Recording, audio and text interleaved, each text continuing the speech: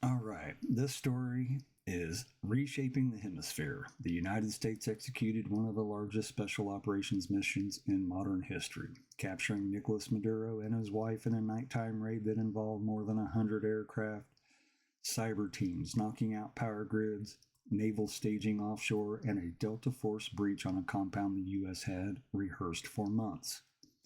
Maduro was flown to New York under a federal indictment, and he is scheduled to appear in court today.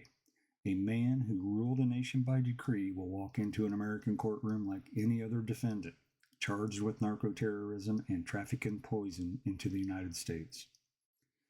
The reactions to his capture split the world cleanly in two.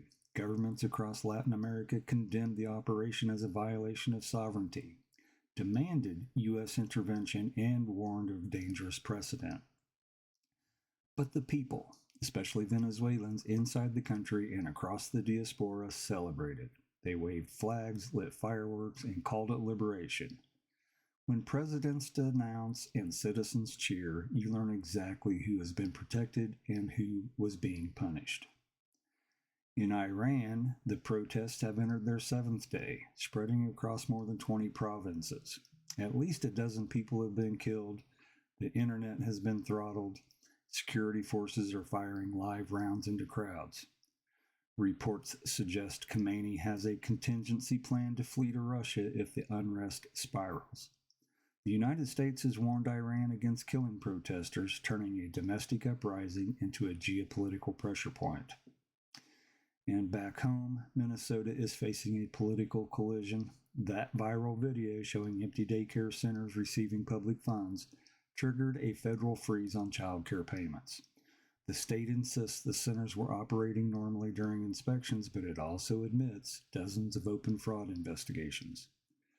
Washington is demanding full documentation by January 9th, and if Minnesota fails, tens of thousands of families could lose child care.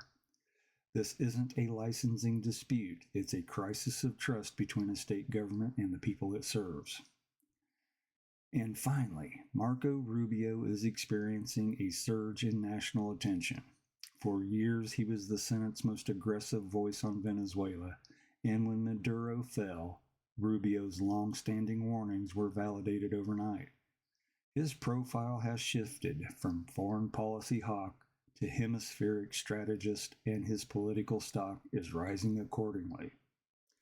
Our dispatches begin at 9. We'll see you then. Thanks.